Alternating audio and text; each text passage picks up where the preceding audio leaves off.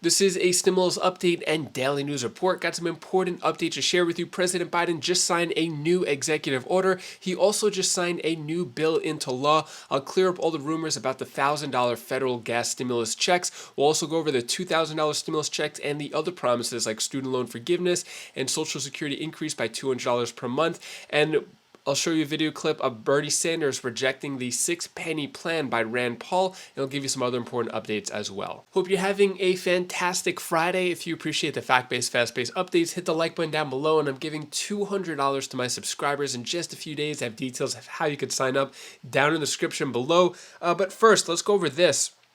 False Facebook post claims Biden has approved gas stimulus checks. So this is completely false. If you've seen any Facebook posts, social media, other YouTube videos saying that a federal gas stimulus check of $1,000 has been approved for all 50 states, that is false. That is not true. The only gas stimulus check that is in the on a federal level could be a $100 to $300 federal gas stimulus check, but that's held up in Congress, and there's another bill to try to lower gas prices at this point. So false. If you see that anywhere. When it comes to other stimulus checks and what's actually going on, so the Wolf administration continues to push for $2,000 direct payments to Pennsylvania residents. So this is going on in Pennsylvania. Governor Wolf still pushing for the $2,000 stimulus checks from stimulus money that is just in a bank account, $2.2 billion. And he says, hey, why don't we just give everybody $2,000 stimulus checks? So seems like a good idea. What are your thoughts on that? But if you're not in Pennsylvania, you may be wondering, what about me? So it's a very similar situation going on in America. So if we look at the petition here for the $2,000 per month to every American, currently at 3,045,000 signatures. Now, I don't think it's likely to get $2,000 per month, but if we look in the past, how Bernie Sanders presses Joe Biden on $2,000 stimulus check, promises must be kept, there is a potential to get a $2,000 stimulus check. When I say potential, meaning that there is $800 billion in a bank account that is not going to add to the deficit. It's just sitting there waiting for the federal government to use it in some way. Some politicians want to use it to make schools safer, $150 billion out of that. But could it be used for $2,000 stimulus checks? Potentially. The money's there. Should they do it? It's all up to the politicians at this point. Let me know your thoughts. Is that a good use of money to give out $2,000 stimulus checks to everybody? Should it be used for something else? But the potential is there. When it comes to other types of stimulus, so when it comes to the child tax credit, stimulus update, 40 organizations calling for reinstatement of the enhanced child tax credit. So there always is a child tax credit, but this one is talking about the boost. So currently, last year it was at $3,000 and $3,600, or came out to $250 a month and $300 per month. Right now, it's lowered to how it was before, about $2,000 per child. The enhanced child tax credit cut poverty by 30%, and 5 months after enhanced child tax credit payments ended, nearly 50% of families could not afford enough food to feed their families. So basically, this letter was written by some big names here like NAACP, the Economic Security Project, Leadership Conference, Community Change Action, National Urban League, and Unidos. So all of those, and then there were 40 others, or 40 in total. So they wrote a letter saying child tax credits needs to come back. We haven't heard any promises about a child tax credit, at least recently. We heard it in the beginning of the year, last year, but at this point, it doesn't seem like that's going to be likely. We're seeing it on a state level, but not on a federal big level. When it comes to student loan forgiveness, Democrats demand timeline on student loan cancellation. So what's going on here is a letter was sent to the Secretary of Education saying they want a comprehensive timeline on student loan cancellation, when student loans will be canceled, and a confirmation that student loans will be canceled no matter the effort or resources required. So looks like Democrats getting impatient, but I think for President Biden to get the most political bang for his buck, and for the Democrats, probably going to be closer to the midterm election. So I'll keep you updated on that. And then when it comes to the bill that would give an extra $2,400 per year to Social Security recipients, adding an extra $200 per month, whether you're on SSI, SSDI, that bill is held up in Congress as well as almost everything. It seems that Congress just moves at snail pace with any task that is given to them. So with this, another promise that was made by President Biden, we're still waiting to see what happens with that. I wouldn't be surprised if it happens closer to the midterm elections, along with potential stimulus checks, along with the student loan forgiveness, and any other promises to help bring up poll numbers and have Democrats maintain their position of power. But at this point, not looking good for President Biden and the Democrats. So when it comes to then Biden says a recession is not inevitable, rejects idea that COVID stimulus caused inflation. So there's two different arguments here. President Biden said that we are not going to have a recession. Some say we're already in a recession and it's going to get worse. Other economists are saying that all the stimulus, not just stimulus checks, but stimulus in general with PPP and other programs caused inflation. And other economists are saying it did not cause inflation, that there's global inflation. So what are your thoughts on that? You know, with billions of dollars spent in a lot of other things, could stimulus alone have caused inflation? I don't know, a lot of variables, but it goes both ways. Let me know your thoughts on that. Now, with the potential of a recession, what is going on right now? President Biden has a lot of power, and he's used that power for other things in the past. So if we look here, Biden signs executive orders on stimulus checks, food stamps, and minimum wage. So this is back in last year, 2021. But if he was able to use executive orders for that, for stimulus checks, could he do it again? So this was more to like speed it up, but I'm sure there are loopholes. If he really wants to remain in office or really wants to have the Democrats remain in office as well, I don't know. He's going to have to start pulling out executive orders and doing more things for the people, or at least fulfilling his promises.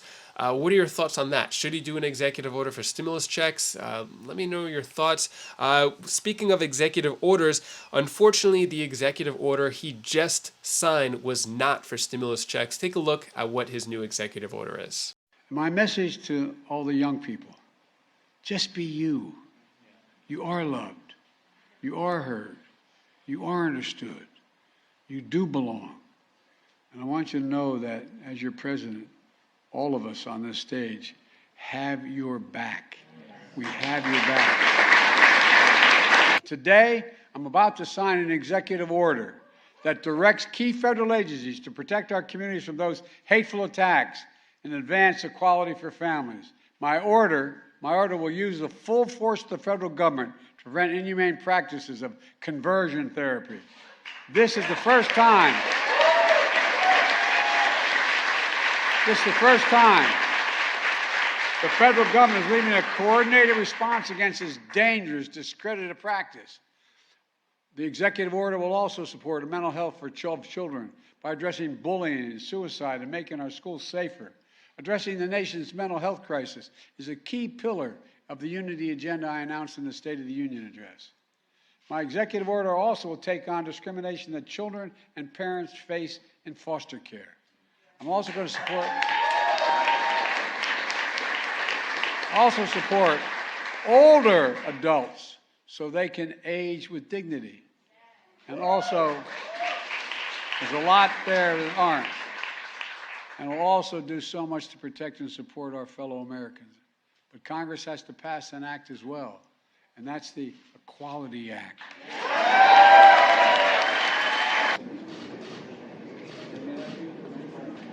And we usually give a pen to everyone who's part of this, but I only have one with me today, and Mr. President, it's yours. So what are your thoughts on that executive order? Is it a good idea, bad idea? So President Biden signs an executive order to curb anti-trans laws and conversion therapy. So not so much related to stimulus. And then another bill he signed that is also not really related to stimulus, but Biden signs a bipartisan bill to reform ocean shipping industry. Basically, yesterday on Thursday, he signed a bill that aims to rein in container shipping industry in a bid to ease supply chain challenges at ports and lower cost of goods. So Potentially, this could lower the costs of goods because supply chain bottlenecks and issues. I guess this could lower the price, so I guess we'll see what happens with that. And it was bipartisan, which is rare to see. Also, let's talk about this. Rand Paul presents budget resolution on Senate floor. Basically, to help bring down the deficit, he has a 6-penny plan. How it works is like this. So Senator Rand Paul presented a budget resolution aiming to cut 6 cents of every dollar of federal spending. The Senate Budget Committee has not yet presented its own budget, and the Senate voted not to proceed on Paul's 6-penny plan by a vote of 29 to 67. So put out this plan. It didn't work. Basically, 6 cents from every dollar would help go towards, I guess, the budget. But didn't go through, but take a look at what Bernie Sanders has to say about this 6-penny plan. Mr. President, at 5:15 this afternoon, we will be voting on a budget resolution written by my colleague, Senator Rand Paul from Kentucky. As chairman of the Budget Committee, I urge a very strong no vote.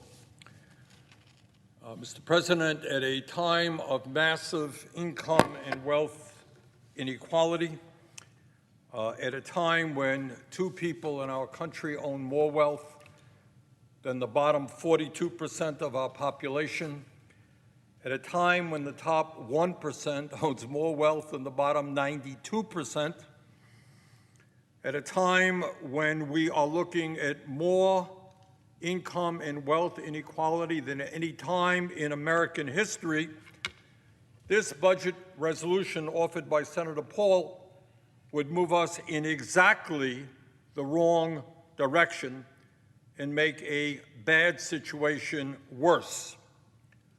Senator Paul's resolution would make the very wealthiest people in this country even wealthier, while at the same time it would make tens of middle-class Americans, people in the middle class, people in the working class, lower-income Americans, even poorer.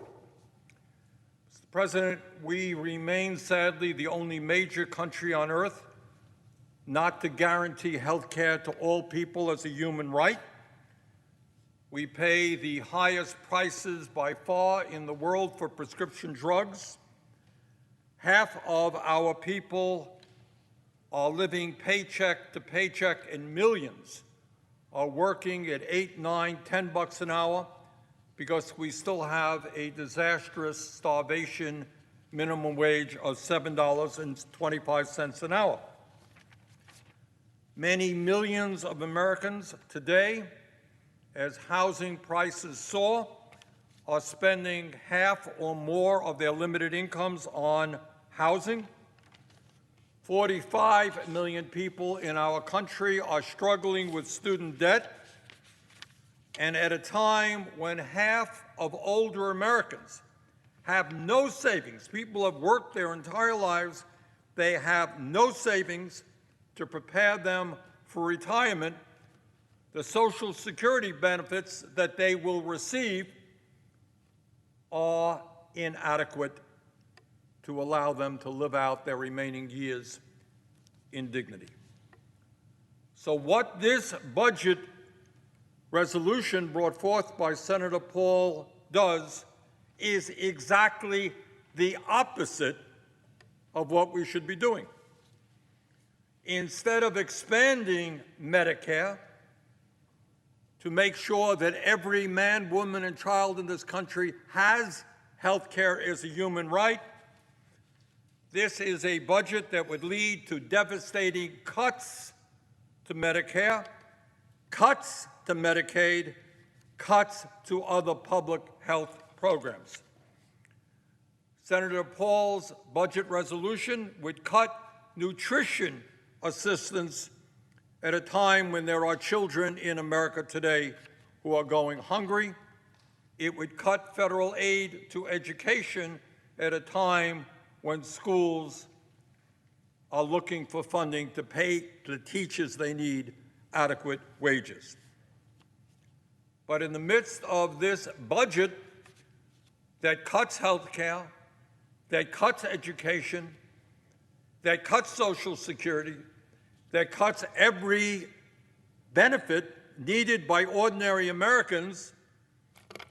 This is a budget that would give massive tax breaks to the wealthiest people in this country.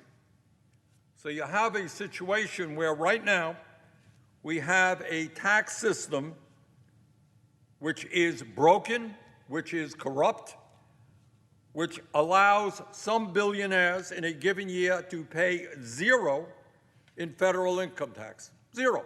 Some of the richest people in this country in a given year do not pay a nickel in federal income tax. We have a tax system which allows dozens of major profitable corporations making billions of dollars a year in profit to pay in a given year zero in federal income tax. And we have an effective tax rate today in which billionaires pay a lower effective rate than nurses and firefighters. That's what we have today. And Senator Paul's budget, well, you guessed it, you're right. He would give even more tax breaks to the 1% and to the billionaire class. Unfortunately, the vision of America that Senator Paul's budget puts forward, balancing the budget on the backs of working families, the elderly, the children, the sick, and the poor, in order to make the richest people in America even richer, is not just the vision of Senator Paul. I wish it was just his vision, and I got to applaud his honesty for coming forward and putting his vision on paper. Unfortunately, it is the vision of many, many people in the Republican Party. Do you agree, disagree with Bernie Sanders? Brings up some good points there. So that is all the news that I have for you today to hopefully cheer you up a bit. Here's my daughter Bella's tip of the day.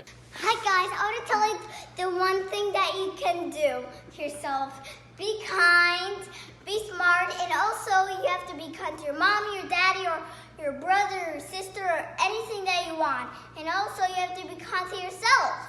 Thank you so much for watching and for being a part of the community. If you like how I get straight to the point, present the facts, show it to you in black and white, definitely subscribe to the channel, hit the like button if you like that type of thing. And I'm giving out $200 checks, details of how you could sign up down in the description below. And thanks again for your support. We're going out to a place called Barefoot Landing, and my friend who's a juggler, we're gonna go watch his show. So pretty excited about that today. Hopefully you have a good rest of your Friday. And if you want to check out my latest pickleball video, you could click up here, and I'll see you in the next video. Take care, be safe. Thank you for watching.